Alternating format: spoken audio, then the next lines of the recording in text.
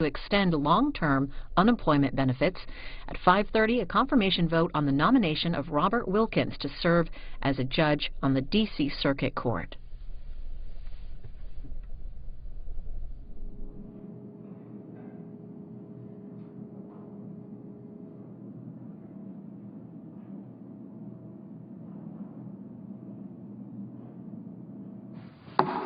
The Senate will come to order, and the chaplain, retired Admiral Dr. Barry Black, will lead the Senate in chair in prayer.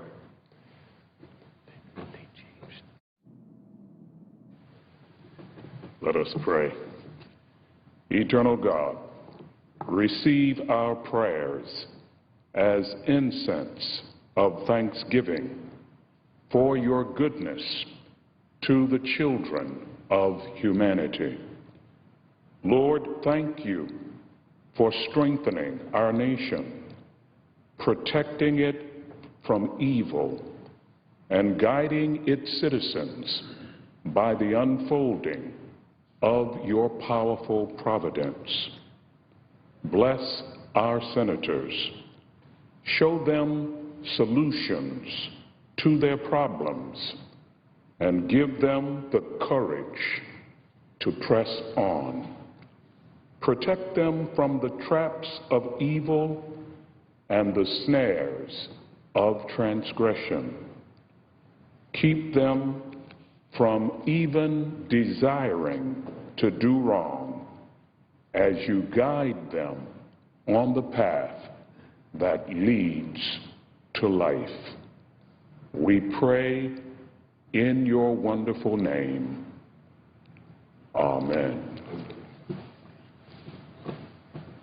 Please join me in reciting the Pledge of Allegiance to the flag. I pledge allegiance to the flag of the United States of America and to the republic for which it stands, one nation, under God, indivisible, with liberty and justice for all. President. The Majority Leader.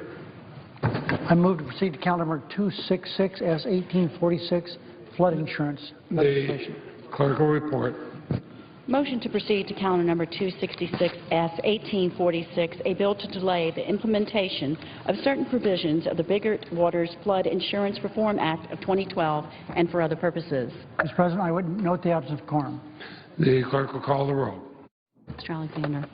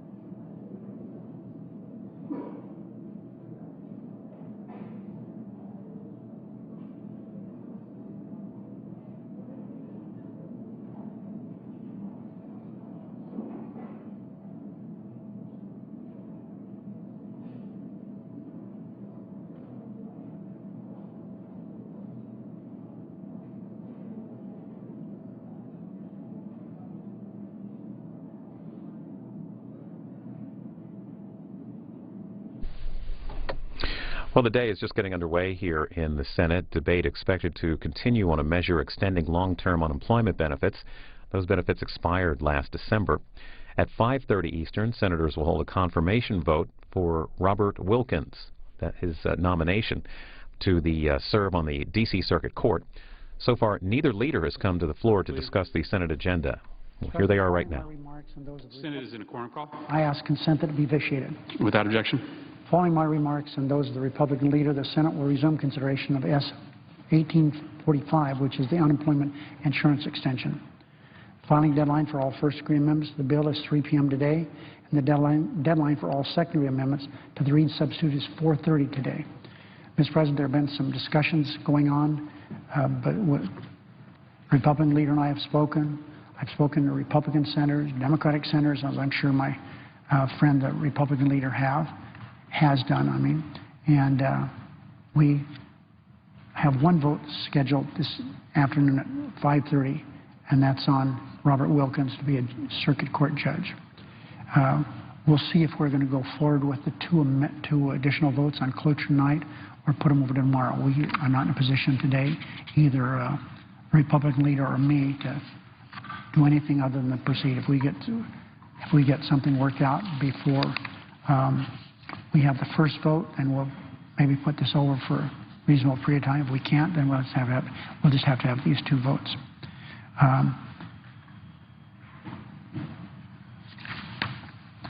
Mr. President, it's often said that actions have consequences, and that's an understatement. But in the Senate, inaction also has consequences. My Republican colleagues have been very effective at creating gridlock in this body, at preventing the Senate from doing its job. And while this type of obstruction may serve Republicans' political purposes, it does not serve this country's political purposes generally. That's for sure. It may serve Republicans' political purposes, but it does not in any way lead to something that's good for the country's purposes. On Friday, I received a letter, as did the Republican leader, from Secretary of State John Kerry. John Kerry is someone who understands the Senate, having served here for a quarter of a century. After a year at the State Department, more than a third of Secretary Kerry's leadership team remains vacant. 1 year remains vacant. 4 of his 6 undersecretaries have yet to be confirmed. And 58 State Department nominees are pending before the Senate. Just that one department, that one cabinet slot, we have 64 spots that are left floating around out there someplace, Mr. President. This is unacceptable.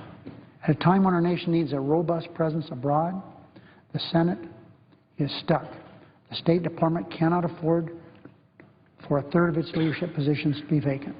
It's not good for the State Department, it's not good for our country, and it's not good internationally.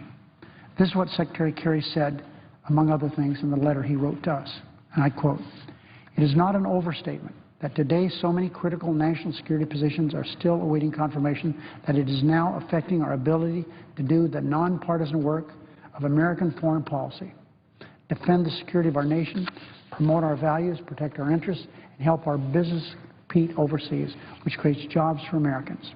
Simply stated, the backlog and confirmation of State Department nominees is impacting our national security and weakening America's role in the world."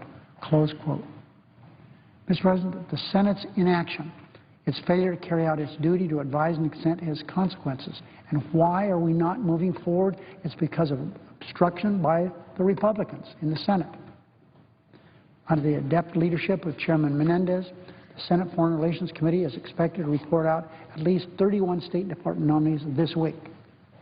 Many of those nominations were made months ago and returned to the President at the end of its first session of the 113th Congress. Why were they returned? Because of obstruction of the Republicans. It's incumbent upon the United States Senate to promptly consider all nominees, and in particular the vital nominees who will protect our national security and our role as a world leader. Unfortunately, Republicans have made it difficult and time-consuming to confirm any nominee, no matter how essential or how non-controversial. If the Senate can't even fill its constitutional duties, how can we hope to engage in a robust amendment process? We waste so much time trying to get simple nominations done. They complain about not having amendments. This last work period, Mr. President, we spent weeks eating up time that meant nothing to anyone. The same Republicans who wasted months of the Senate time last year are now bitterly complaining that the Senate does not spend enough time considering amendments. Every hour Republicans force us to spend watching the clock, waiting to confirm nominees or to vote procedural motions before even beginning debate on legislation is an hour we could have spent debating and voting on amendments. Now, Mr. President, we cannot have the extension of emergency, unemployment, insurance to be bogged down by a raft of political amendments. Republicans are so obsessed with taking pot shots at the Affordable Care Act and staging political stunt votes that they're willing to derail a bill that will help 1.4 million out-of-work Americans. We can't allow that. It's unfair. Still, the complaints of the minority have not fallen on deaf ears.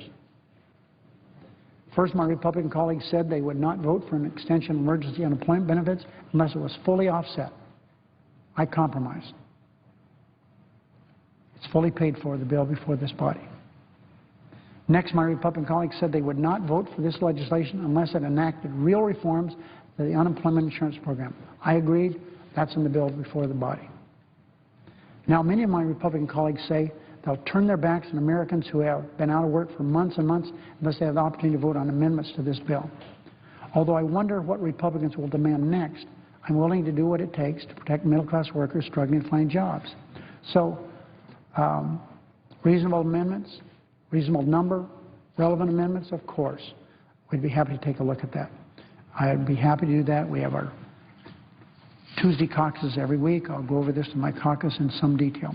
If my Republican colleagues can't take yes for an answer, if they insist on swamping this important measure with extraneous political amendments, it will be clear they never wanted to extend unemployment in the first place. If Republicans are serious about offering relevant amendments to strengthen and improve this bill, I'm willing to sit down and talk about it. I'm willing to allow votes on these amendments. However, I'm not going to allow this legislation to be bogged down, as I've indicated, by meaningless votes or derailed by another doomed crusade to strip millions of Americans of the affordable care that they have now. And once Republicans get the amendment votes they want, I hope they will give 1.4 million out-of-work Americans the vote they want and they need. My Republican colleagues should remember that the final vote on this legislation, a vote for middle-class men and women who desperately want to work but desperately need our help in the meantime, is the only vote that really matters.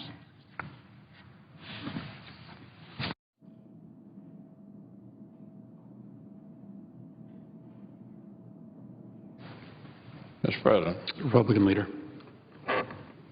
My friend the majority leader was talking about the crush of nominations. Of course, the reason we have a crush of nominations is because of the decision of the majority to break the rules of the Senate, to change the rules of the Senate last year, which produced the inevitable, entirely predictable consequence of sending an enormous number of nominations back down to the administration at the end of the session. So the decision of the majority to run roughshod over the majority has a lot of consequences, one of which is pretty clear already, that it didn't streamline the nomination process as it was sold to the majority to do. It only made it more difficult. Now, on another matter, I'd like to say a word about unemployment insurance. The reason for the holdup should be pretty obvious at this point. Republicans have a lot of good ideas on how to pay for this extension. We also have a lot of proposals for getting at the root of the problem, proposals that would make it easier for folks who are struggling in this economy to actually find stable and fulfilling work or get retrained so they can find good jobs. That's a goal I expect we could all agree on. Unfortunately, up until the weekend, the majority leader wasn't terribly interested in any of these ideas. He only seemed to want to extend the program without really paying for it, without doing much of anything to help private sector job creation, and without creating opportunities for targeted training that would help folks who are currently receiving unemployment assistance actually find a job. So I think this is unfortunate. There's clearly no shortage of creative, constructive proposals out there that speak to the underlying problems, that speak to the urgent need to create more stable, good-paying jobs, and which make sure we don't increase our already out-of-control federal debt. Some of these ideas actually come from Democrats. The occupant of the chair's senior senator from Connecticut has an idea to create a program that subsidizes employment for low-income Americans so they aren't stuck in neutral while they search for permanent work. This is an idea that actually deserves debate, deserves a vote. And as I've indicated in recent days, the majority leader should give other senators more of a say in what we do around here, including members of his own conference. So hopefully his comments a few moments ago and over the weekend are a sign that we may be able to work this out in a way that the Senate can function like it used to, which is that members actually are able to offer amendments and get votes before we move to final passage on important legislation. With that, Mr. President, I yield the floor. Under the previous order, the leadership time is reserved. Under the previous order, the Senate will resume consideration of S. 1845, which the clerk will report. Calendar number 265, S. 1845, a bill to provide for the extension of certain unemployment benefits and for other purposes.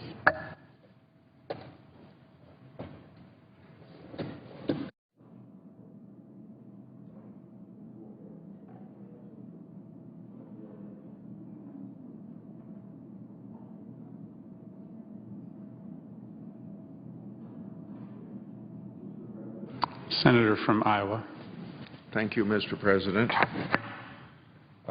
Senator McConnell has made a very important call to restore the Senate as a great deliberative body that it was intended to be. I would like to continue to add my voice to that call. In fact, I'm going to expand on some observations that I made previously before the Senate, I believe in the month of December last year. The United States Senate is a unique body designed with a very unique purpose in mind. In the Federalist Papers 62, attributed to the father of the Constitution, James Madison, the unique role of the United States Senate is explained this way, quote, "The necessity of a Senate is not less indicated by the propensity of all single and numerous assemblies to yield to the impulse of sudden and violent passions and to be seduced by factious leaders into intemperate and pernicious resolutions," end of quote. When Madison talks about factious leaders and also intemperate and pernicious resolutions, he basically means what we call partisanship.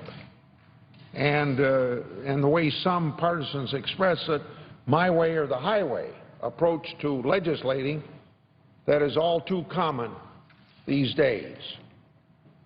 What might come as a shock to anyone who has followed the United States Senate lately is the fact that the Senate was specifically designed to check partisan passions and to ensure that all Americans of all stripes are fairly represented through a deliberative process.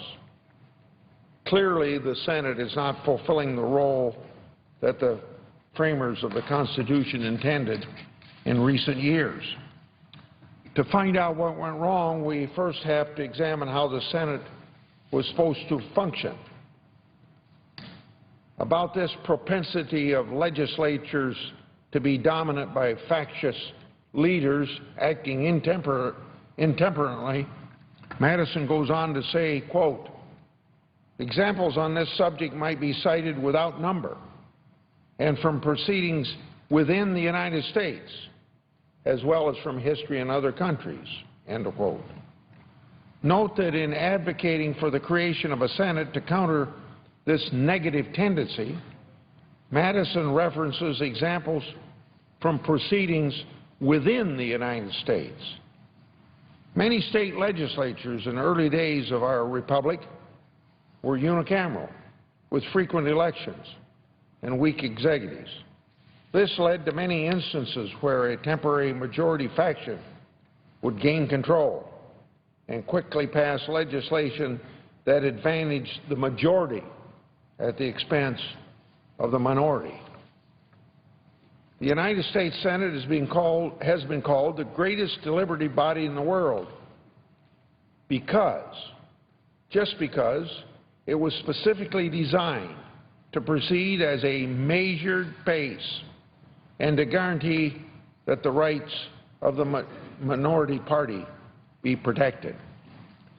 So James Madison wrote in Federalist Paper number 10, quote, "Complaints are everywhere heard from our most considerate and virtuous citizens, equally the friend of the public and private faith and of public and personal liberty, that our governments are too unstable, that the public good is disregarded in the conflicts of rival parties, and that measures are too often decided not according to the rules of justice and the rights of the minority party, but by the superior force of an interested and overbearing majority."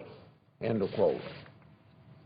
What's unique about the Senate is that the rules and traditions force senators to work together to prevent Madison's overbearing majority from steamrolling the minority party.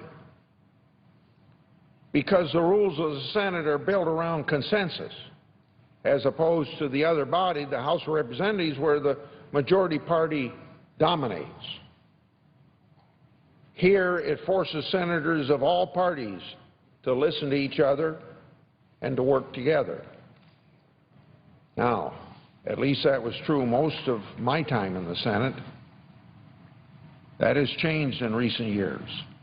If anyone wonders why the tone in Washington has become so heated recently, the loss of the Senate as a deliberative body is certainly a big factor. There's an apocryphal story that may or may not be historically accurate, but which certainly depicts how the Senate was intended to function. The story goes that when Jefferson returned from France, where he was serving during Constitutional Convention, he asked George Washington why the Senate had even been created. Washington replied by asking Jefferson, quote, or supposedly, quote, "Why did you pour that tea into your saucer?" End of quote. "To cool it," Jefferson said. Washington responded, "Even so, we pour legislation into the senatorial saucer to cool it." In the House of Representatives, the Rules Committee sets out the terms of debate for each bill. If you want to offer an amendment in the House, you have to go hat in hand to the Rules Committee and get their permission. If the House leadership doesn't like your amendment, you're out of luck. By contrast, here in the Senate has a tradition of allowing extensive debate and amendments by any senator without prior approval from anybody. However, that tradition has gone out the window under the current majority leadership. We have seen an unprecedented abuse of cloture motions to cut off the deliberative process, also paired with a tactic called filling the tree, blocking amendments from being considered. The Senate Majority Leader has effectively become a one-man version of the House Rules Committee, dictating what amendments will be debated and which ones will never see the light of day. He has done so again on the unemployment bill currently before this Senate. In fact, he's been quite unashamed about saying that he is not going to allow any amendments. This strips the ability of individual senators to effectively represent their state, regardless of political party. Blocking amendments also virtually guarantees that any legislation the Senate votes on will be more partisan in nature. violating the very purpose of the Senate, according to James Madison. By empowering the majority leader at the expense of individual senators, the people of the 50 states lose their voice in the Senate, and party leaders get their way instead. The people of Iowa sent me to the United States Senate to represent them, not to simply vote up or down on a purely partisan agenda dictated by the majority leader. Everyone complains about the lack of bipartisanship these days, but there is no opportunity for individual senators to work together across the aisle when legislation is drafted on a partisan basis and amendments are blocked. Bipartisanship requires giving individual senators a voice, regardless of party. That's the only way to get things done in the United States Senate. In the last decade, when I was chairman of the Finance Committee and Republicans controlled the Senate, we wanted to actually get things done. In order for that to happen, we knew that we had to accommodate the minority. We had to have patience and humility and respect for that minority, attributes that don't exist on the other side anymore. And we had some major bipartisan accomplishments, from the largest tax cut in history to the Medicare prescription drug program to numerous trade agreements. Those kinds of major bills don't seem to happen anymore. The Senate rules provide that any senator may offer an amendment regardless of party affiliation. Each senator represents hundreds of thousands to, in the case of California, 36 million of Americans, and each has an individual right to offer amendments for consideration. The principle here isn't about political parties having their say, but duly elected senators participating in the legislative process. Again, as part of our duty to represent the citizens of our respective states, each senator has an individual right to offer amendments. This right cannot be outsourced to party leaders. The long-standing tradition of the Senate is that members of the minority party, as well as rank-and-file members of the majority party, have an opportunity to offer amendments and get votes in the United States Senate.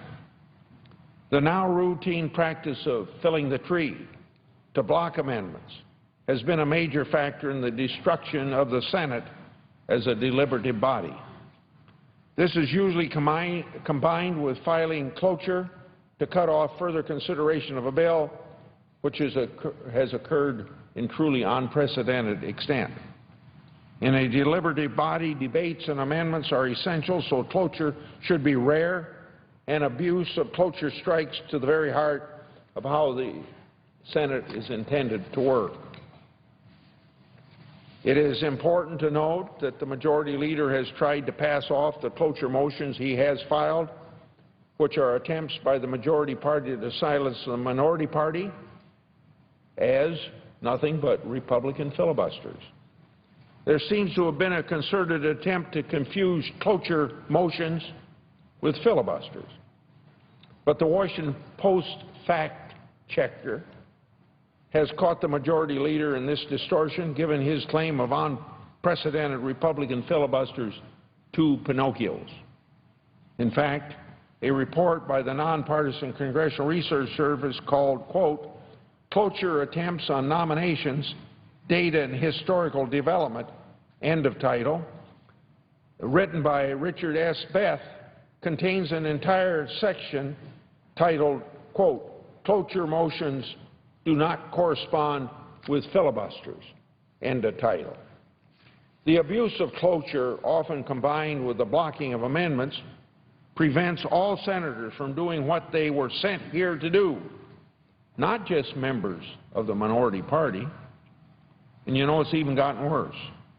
Even where the majority leader has decided he's going to open to amendments, he has created out of whole cloth new restrictions to limit senators' rights.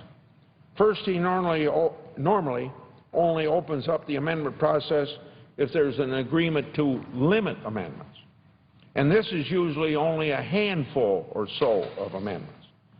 Then he has magically determined that only germane or relevant amendments can be considered. Of course, nowheres do the Senate rules require amendments to be germane other than post-cloture. Senators elected in the last few years appear to be ignorant of that fact. You'll hear some of my colleagues here argue against an amendment saying it's non-germane or non-relevant. So they've fallen totally for the majority leader's creative rulemaking, thus giving up one of their rights as a senator with which to represent their state. I can't count how many non-germane or non-relevant amendments I had to allow votes on when I processed bills when Republicans were in charge. They were usually tough political votes, but we took them because we wanted to get things done, and that's the way the Senate operated. You don't see that nowadays. The current majority of votes avoids tough votes at all costs. And that's why, if you wonder why things don't get done around here in the Senate, that's one of the reasons they don't get done. The American people sent us here to get the work done and to represent our constituents. And that means voting, not avoiding tough votes. We sometimes hear that this is a question of majority rule versus minority obstruction. Again, that ignores that each senator is elected to represent their state, not simply to be an agent of one of the political parties. There are policies that have majority support in the Senate that have been denied a vote. Now understand, we've been denied votes on amendments that even a majority of this Senate supports. What happened during debate on a budget resolution proves my point. The special rules of the budget resolution limit debate, so it can't be filibustered, but it also allows for unlimited number of amendments. A Republican amendment to the Senate Budget Committee in support of repealing the tax on life-saving medical devices in President Obama's health care law passed by an overwhelming 79-20 vote, with more than half of the Democrats voting with the Republicans rather than their party leader. We also had a Republican amendment in support of the approval of the Keystone XL pipeline to bring oil from Canada, and that passed 62-37. Votes like these that split the Democrats and hand a win to Republicans are exactly what the majority leader has been trying to avoid by blocking those very same amendments on legislation. And of course, that's probably the explanation of why we didn't take up a budget resolution for more than 3 years prior to this year. Until we put an end to the abuse of cloture and the blocking of amendments, the Senate cannot function as James Madison and the framers of the Constitution intended. We must bring back the Senate as a deliberative body. Our politics today desperately need the cooling saucer of the United States Senate, as George Washington described the Senate to Jefferson. The action by the majority leader to make it easier to consider nominations on a purely partisan basis went in the wrong direction. In the face of bipartisan opposition and with no Republican votes, the so-called nuclear option established a precedent effectively overruling the rules on the books. A better move would be for the Senate to establish a precedent that filling the tree and abusing cloture to block a full amendment process is illegitimate. It's time to restore the Senate so it can fulfill its constitutional role. Senator McConnell has made a thoughtful and well-reasoned appeal, and I hope my colleagues will listen for the sake of this institution, for the good of the country as a whole, and out of respect for the framers of the Constitution that set up the United States Senate as a very unique deliberative body. I yield the floor. I suggest the absence of a quorum. Clerk will call the roll. Mr. Alexander.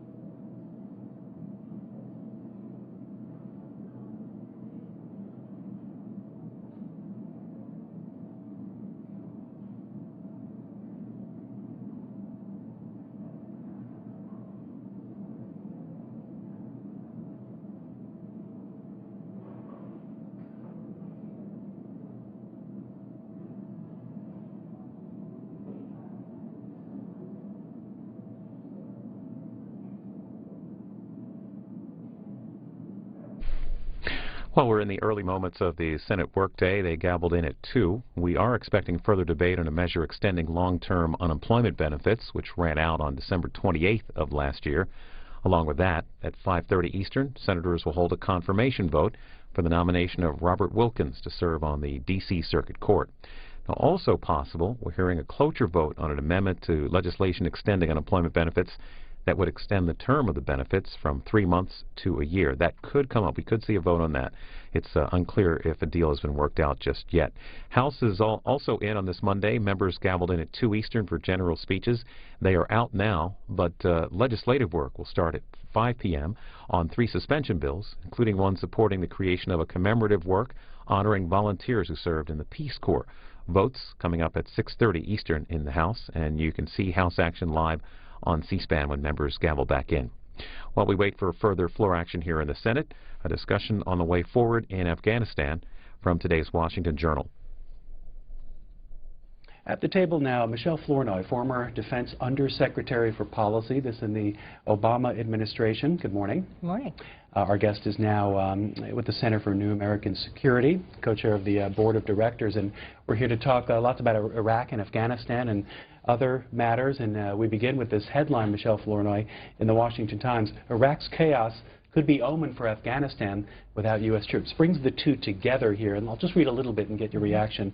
Afghanistan's war planners trying to picture their country without U.S. troops next year might want to cast an eye towards Iraq. Since the U.S. pullout 2 years ago, a defeated al-Qaeda in Iraq has reassembled, brought in fresh fighters, freed prisoners, and unleashed waves of deadly car bombings.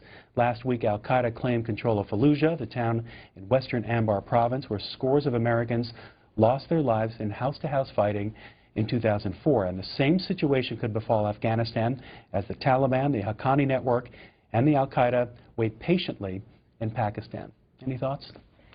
Yeah, I do think that we have to be careful about withdrawing our support and assistance for Afghanistan too quickly.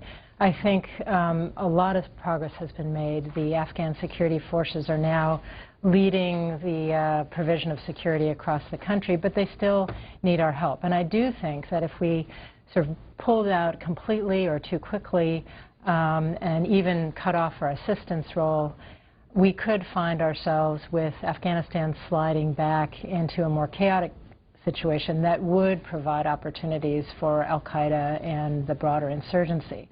But I think the dynamics of what's going on in Iraq are somewhat different. What has happened in Iraq is, I think Prime Minister Maliki has taken an increasingly sectarian approach, and rather than working with the Sunni partners who were originally part of a broader coalition when he was reelected, he chose a more sectarian path and tried to start marginalizing them. He tried to accuse his political rivals of crimes. He withdrew support for some of the Sunni security forces and so forth, and really created a situation which he's now dealing with, which is a very alienated, marginalized Sunni population in Anbar that has, because of their dissatisfaction, I think, opened up fertile ground for al-Qaeda to try to come back in. So I think the situation, the drivers of the situation are somewhat different in each case. Our guest will be with us for about 35 or 40 more minutes, so we have plenty of time to take your calls. We'll also take some tweets. If you want to go ahead and post them, we'll read them as well. Phone lines on the bottom of the screen for Michelle Flournoy. Democrats, Republicans, Independents, 3 separate lines there. There's also this recent headline, Karzai unlikely, back to Afghanistan now. Karzai is unlikely to meet the deadline on signing the long-term security deal. This from a U.S. envoy. Can you give us the latest there and your thoughts on it? Well, as you know, the U.S. needs a new agreement with Afghanistan in order to have a legal basis to continue to provide, military advice, assistance, training beyond 2014 when the current mission ends. This would not be U.S. troops in a combat role. It would be an advise and assist role behind the scenes. Karzai for reasons that are hard to understand, has refused to actually sign the agreement, even though Aloya Jirga, which he convened, 25 leaders from across Afghan politics and society, overwhelmingly urged him to sign the agreement. Every presidential contender in Afghanistan has come out in support of the agreement. So it's it's hard to understand why Karzai isn't going forward. Some argue he doesn't want to be a lame duck in the last months of his presidency, and once he signs the agreement, then that's kind of his final act of relevance. It's hard to know what is going on in his mind, but it is complicating U.S. and NATO planning for that post-2014 mission.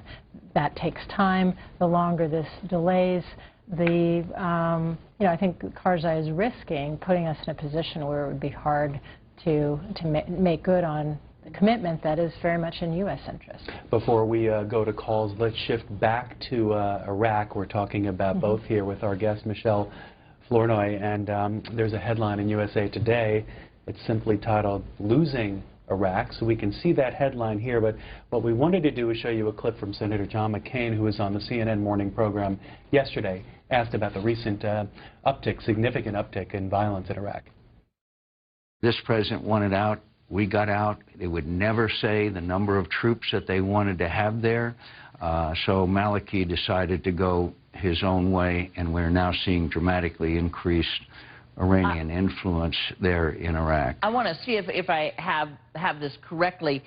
Watching what's going on in Iraq now, you think there is absolutely nothing the U.S.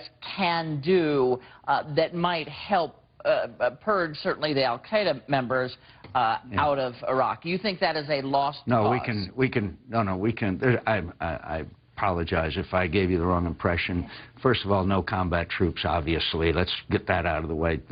But we could provide them with assistance. We could provide them with logistics support. We can provide them with Apache helicopters. But at the same time, Maliki has got to have an Anbar awakening. He's got to reach out to the Sunni. He's got to have national reconciliation. And when we left, and the Iranian Shia influence dramatically increased. And by the way, we could have kept a residual force there, and anybody who tells you that we could have is not telling the truth. But, you know, we need, I would suggest perhaps sending David Petraeus and Ambassador Crocker back over there. Maliki trusts them, and try and get this thing sorted out, because it's not just Iraq. When you look at Iraq, Syria, you are seeing an al-Qaeda enclave there. And that is very dangerous to American national security, not to mention what's happening in Syria, of course, where, again, the United States is disengaged. Thank God for the Saudis and Prince Bandar. We're starting to see a little bit of reversal there, thank God. Michelle Flournoy, speak first about the detail of what they were going at, the potential for U.S. aid to be brought back in. What's your take?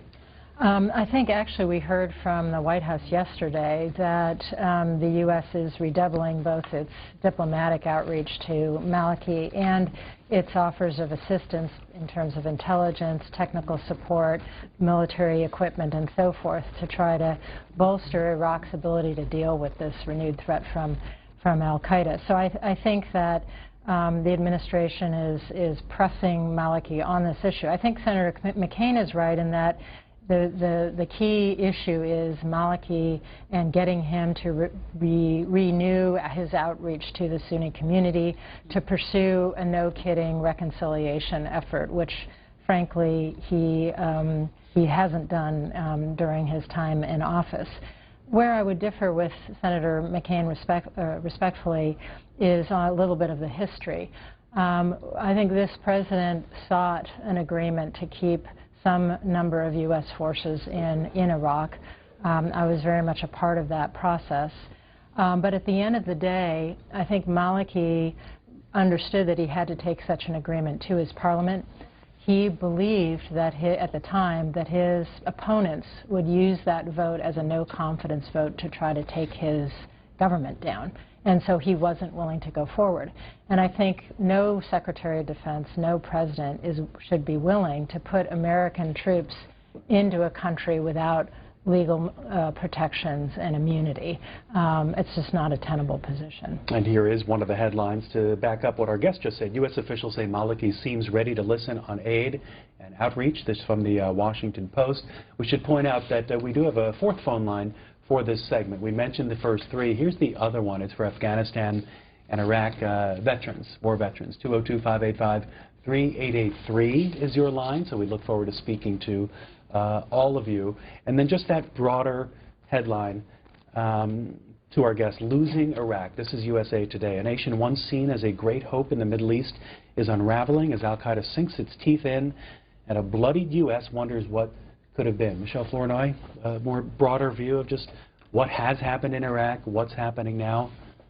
I think that Iraq has had a tremendous opportunity to move forward, and in some ways, it has functioning security forces and so forth. Again, the real problem in Iraq has been Prime Minister Maliki's pursuit of a very sectarian agenda, missing the opportunity to actually foster reconciliation, to build a multi-sectarian coalition and so forth. And so that is really what he has to turn to now. That is what the U.S. is pressing him to do. Whether he can credibly do so at this point in time is, I think, an open question. Iran has been pushing him in other directions. I think what's happening on his border with Syria, with the unrest and the chaos inside Syria, is part of what's creating this opportunity for al-Qaeda. So this is now a much more complicated and dangerous situation. And I think Maliki is going to have to work very hard to recover. I think we need to do the right thing and try to help him move in that direction if he's willing to go there. Our guest is the former Defense Undersecretary for Policy in the Obama administration, 2009 to 2012. Tom is our first call. Excuse me. Tom is our first call from Omaha, Nebraska. Independent caller for Michelle Flournoy. Hey, Tom. Hi. Good morning. Good morning. I'm afraid your guest is not going to be very happy with what I'm going to say. I've lost you. Hello? We can hear you, Tom. Go ahead. Okay. Why in the world, unless we wanted Hamid Karzai to reject the National Security Pact, would we send a woman to present an ultimatum to the president of an Islamic country? Remind us of what he's referring to. So he's referring to the fact that National Security Advisor Susan Rice recently made a trip to meet with President Karzai and talk with him about the importance of signing the bilateral security agreement. A couple of things. First of all, I don't believe that Ambassador Rice did present any ultimatums, but more broadly, the premise of your question, I think, is faulty.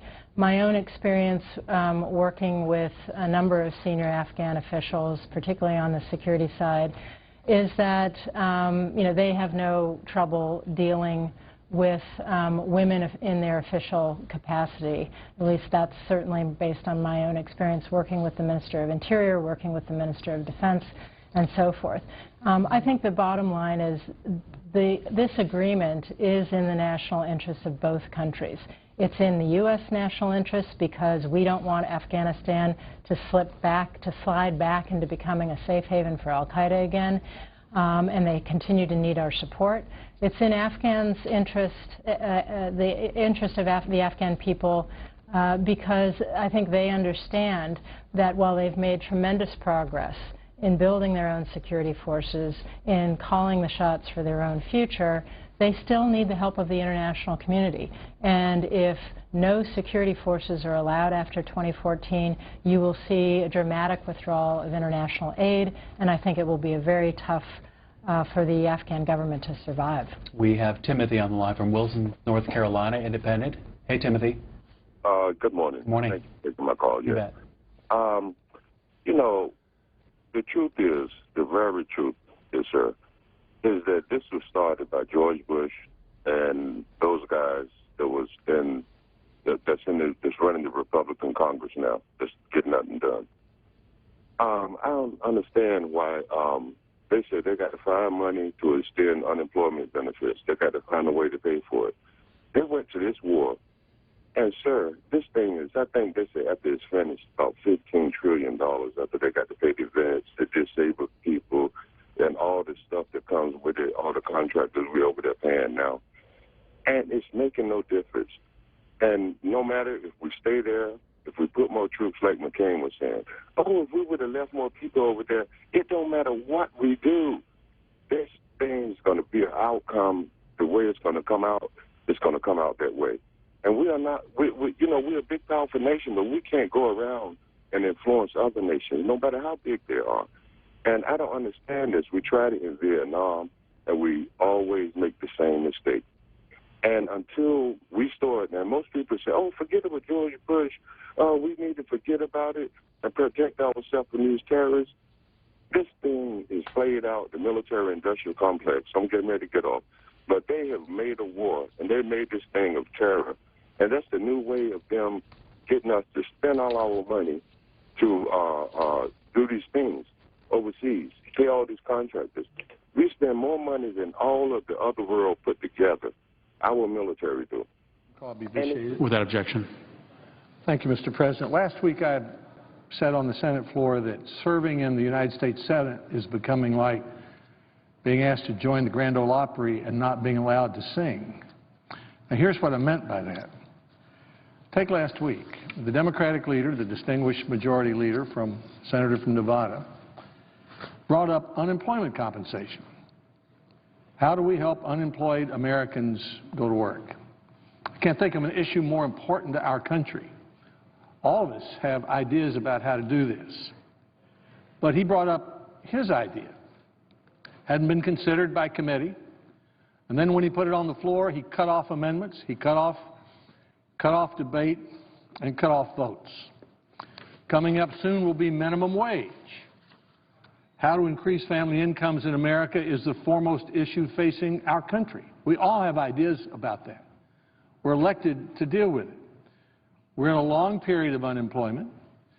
We believe the economy is bad for a variety of reasons. We on this side believe it has a big wet blanket of rules and regulations that have been increased by the Obama administration. We'd like to debate that. We'd like to talk about it. We don't believe the old idea of a minimum wage is the solution. We're for maximum new jobs and maximum job training and learning opportunities so people can get those jobs. We want the economy to grow. We should be debating that. That's why we're here. But the senator from Iowa, my good friend and the distinguished chairman of the Health, Education, Labor, and Pensions Committee said, no, we won't hear this in committee. There might be embarrassing amendments. Embarrassing amendments. So, Mr. President, unfortunately, insofar as the way the Senate functions, this year is beginning just like last year ended, and Republicans objected to this. Now, some of the news outlets wrote down, I read some of the stories this morning, it said, well, after a while the Senate began to debate internal procedure and process. Well, Mr. President, sometimes process is important. We have something called the United States Constitution. It's kind of old-fashioned, has a lot of process in it. In fact, it has a checks and balances system in it that's envied by the world. There are citizens all over the world that would like to have a government that functions in the way ours has for over two centuries. Process can be very important. And in this case, as the Republican leader often says, process and procedure are substance. Because when we're not able to talk about unemployment compensation, when we're not able to offer our ideas about how to help unemployed Americans go back to work, that is substance. That's a central issue facing our country.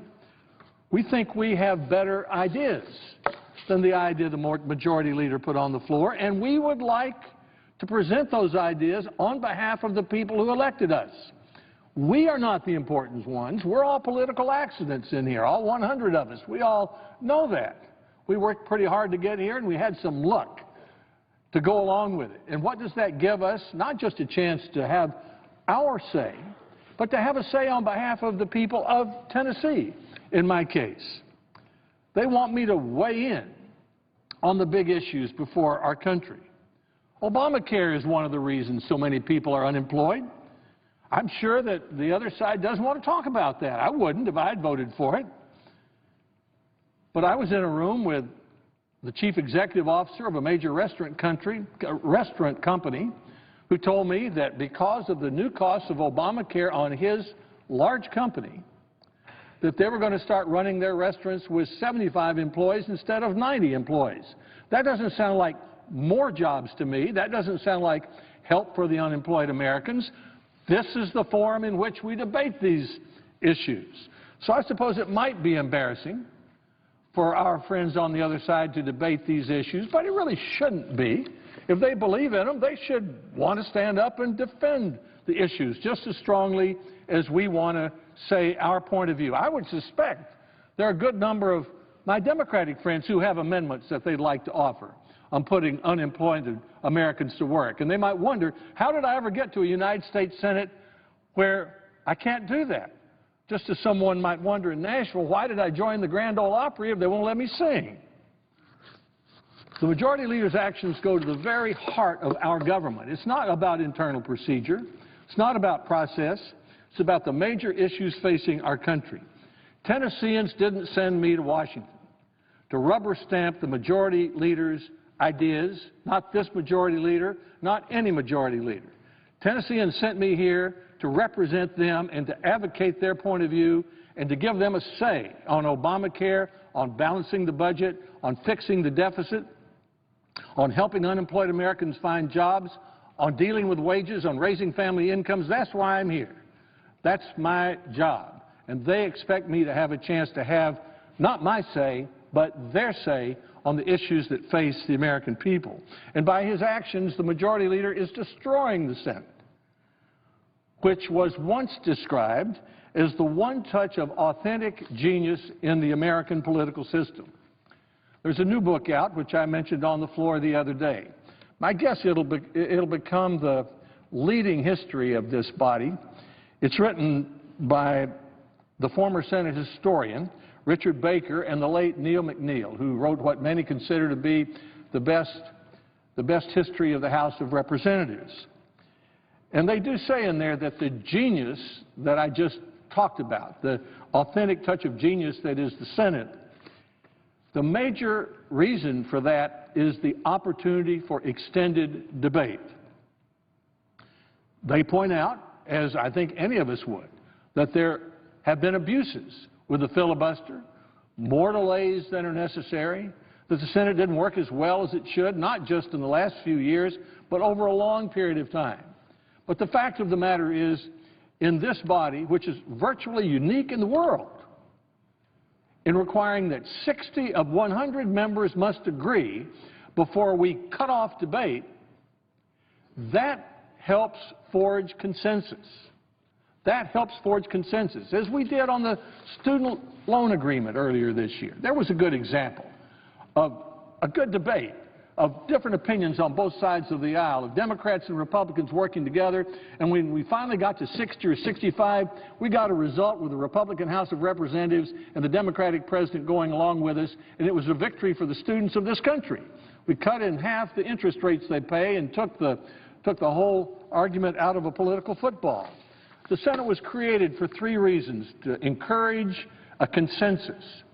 You govern a complex society with consensus, not with ramrodding partisan ideas through one body or the other. We have a body for that. It's called the House of Representatives. Win it by one vote, and the Rules Committee has, 2 times as many members of the majority to 1, and they can pass anything they want to pass. Senate over here, the tradition has been, and you slow it down. You cool it off. You take a second look. The passions of the democracy, what de Tocqueville called in his trip across America in the early 1800s, the great danger he saw to our country was the tyranny of the majority. He saw that as one of the 2 great dangers to the American democracy. And the Senate has been through all that period of time the guardian of minority rights, the guardian of excesses of the executive. That in our country is the president, when the founders didn't want a king. So they set up this elaborate system of checks and balances, and the Senate is the key to that, And what's different about the Senate is the opportunity for extended debate. So, we bring up a bill, one senator's idea, cut off debate, cut off amendment, cut off votes, that's it. That's not the way to govern our country, particularly on an issue of how do we put unemployed Americans back to work. The Senate's losing its capacity to do the things it was created to do in the following ways. Number one, less advice and consent. On November 21st, the Democratic majority decided 60 votes are no longer needed to cut off debate on most presidential nominees. So try asking a nominee, will the National Security Agency stop monitoring the Pope? Now there will be no response because the majority can ram through any nominee. The senator from Nevada said, the distinguished majority leader, in 2006, he said, I heard him, he put it in his book, that allowing a majority to cut off debate would be the end of the Senate. The end of the Senate. Apparently he changed his mind. Operating without rules. The distinguished senator from Michigan, Senator Levin, said on November 21st, a Senate in which a majority can change the rules at any time is a Senate without rules. It's as if the Red Sox, finding themselves behind in the ninth inning in the World Series, added a couple of innings to make sure they won. When he wrote the Senate rules, Thomas Jefferson said it's not so important what the rule is, but there be a rule. Ignoring executive orders. While it ignores its own rules, the Senate meekly watches as the Obama administration changes the health care law, suspends immigration laws, and rewrites labor laws. Tolerating more czars. President Obama has appointed more czars than the Romanovs did. And in both Russia and the United States, czars don't report to elected representatives. Not passing appropriations bills. Hopefully that's going to change. But the Senate's repeated failure to pass appropriations bills cancels the Senate's check on the executive's power to spend. Illegal recess appointments. That's being debated today in the Supreme Court. The majority acquiesced when President Obama used his recess appointment to appoint members to the National Labor Relations Board when the Senate was not in recess. Fortunately, 3 federal appellate courts disagreed, and the Supreme Court will decide. Hopefully, the Supreme Court agrees with the appellate courts. Otherwise, the Senate might go out for lunch and return and find that we have a new Supreme Court justice. Now, there is blame to go around, and I'm sure any of my friends on the other side who are listening would be quick to point that out. Baker and McNeil, in their book, pointed that out. There have been abuses of the filibuster. It's true that some Republicans have unduly delayed nominations and unduly delayed legislation. And that's not new. I've seen it in other years. I've pointed out on this floor how the senator from Alabama, Senator Allen, in the 70s and 80s would tie the Senate into knots with his knowledge of the rules. How the senator from Ohio, Senator Metzenbaum, would sit right down there on the front row, and if you wanted to pass a bill, you had to go see him. And if you didn't amend your bill to do what he wanted done, he would use Senate rules to block it. So this has never been an easy place to get something done, but it wasn't ever supposed to be. It was supposed to be a place where every single senator is an equal, where every senator's voice is not his or her voice, but the voice of people that senator represents. It's been supposed to be a place of extended debate where almost any amendment can be discussed for almost any length of time. And usually the clock is all that would cut the debate off. But there has been a procedure by which a consensus can cut it off. And when we reach that consensus, we usually reach a result that even can pass unanimously after it's been massaged and changed and worked through and considered.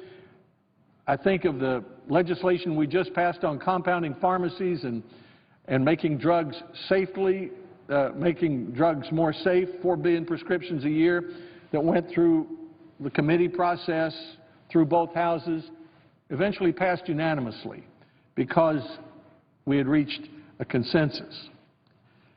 But the delays that have occurred on nominations, the cause, so-called, of the change in rules on November 21, is hardly a crisis.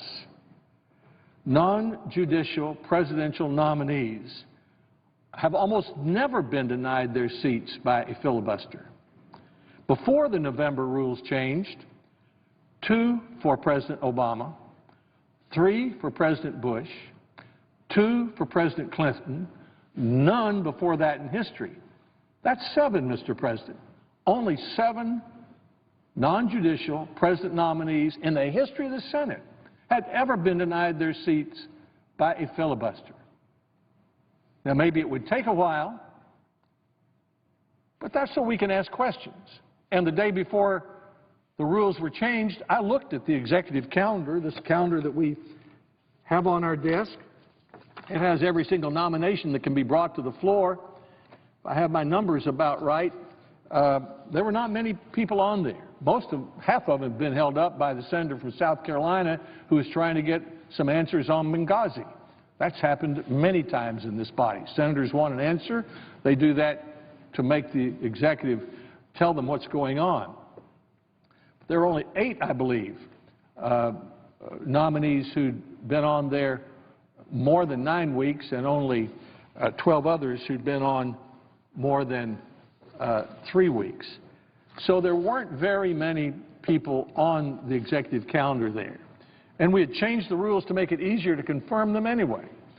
There were 13 district judges, so the majority leader can bring them up on Thursday. Friday is the intervening day. Monday, there could be 2 hours of debate. He could confirm 4 or 5 by doing it over the weekend in that way. But no, we had to change the rules in the way that it was done. The Senate doesn't need a change of rules, Mr. President. It needs a change of behavior. And the current majority leader, I would respectfully suggest, could start by following the example of majority leaders Robert Byrd, a Democrat, and Howard Baker, a Republican, during the 1970s and 80s. Here is how they would do things. And this is the way the Senate ran until 5 or 6 years ago. Baker and Byrd would bring legislation to the floor. Usually they'd go to a committee and say to a chairman, we'll put it on the floor if you and your ranking member of the other party agree. So you'd have 2 members, a chairman and a Republican ranking member, not the leaders, standing up there at the 2 desks. They'd put the bill on the floor that already had gotten the consensus in the committee. Then the majority leader would ask for amendments to the bill, and sometimes he would get 300. 300. Then he would ask consent to cut off the offering of amendments and to consider voting on them in an orderly way, all of which was written out in the unanimous consent agreement. And of course, he would get the unanimous consent to do that because everybody who wanted to offer an amendment could. And then they would go to work. They would start on Mondays, and they would work into Monday night and on Tuesday and on Wednesday. They would table many of the amendments. It doesn't take long, 10 minutes of debate, table it with 51 votes. Senator Byrd said in his book that when the Panama Canal Treaty came up at a time when he was the majority leader and Baker was the Republican leader, that they had 200 amendments and reservations, many of them killer amendments, but he allowed every one of them. And he defeated every one of them. But he said if we hadn't allowed them, we never would have gotten the ratification of the Panama Canal Treaty. The senators had their say on the Panama Canal Treaty. And so after a while, those 300 amendments that might have been offered on Monday are whittled away. Some are accepted, some are dropped, some are voted on, some are tabled. And by about Thursday, the majority leader has said at the beginning of the week, we're going to finish the bill this week. People are ready to go home. And then they begin to think more carefully about whether their amendment's really that important or not. So they vote Thursday night, and they maybe vote Friday, and if they have to, they vote Saturday. But most of the time, they finish their work on Friday. They were not afraid, those majority leaders, to allow amendments. They were not afraid to defeat amendments. I believe that if the majority leader would allow the Senate to work in this way, he wouldn't have any problem on this side of the aisle with efforts to keep bills from coming to the floor. Almost all of the effort to keep bills from coming to the floor has to do with minority members not being allowed to have the say of the people who elected them to serve. Instead, the majority leader has set records for bringing legislation to the floor without committee approval, cutting off amendments, and records for cutting off debate. So there are no votes on reforming military sexual assaults, completing Yucca Mountain, sanctioning Iran, other vital concerns. No votes on unemployment compensation, how to put unemployed America to work. The Senate has become a Tuesday, Thursday club run by one senator and orchestrated by the White House. One reason this is tolerated is that 43 senators are in their first term. 43 senators are in their first term. Most of them in the majority. They've never served in the minority. They've never seen the Senate function properly, the way it's functioned for most of its 200-plus years history. Most importantly, those senators in their first term didn't hear Senator Byrd's final address, when, among other things, he said that any majority leader could run the Senate under the then existing rules. I asked consent to include, following my remarks, an article from the Wall Street Journal on last Friday on this subject. Without objection. In an important address last week, Senator McConnell, the senator from Kentucky, the Republican leader, described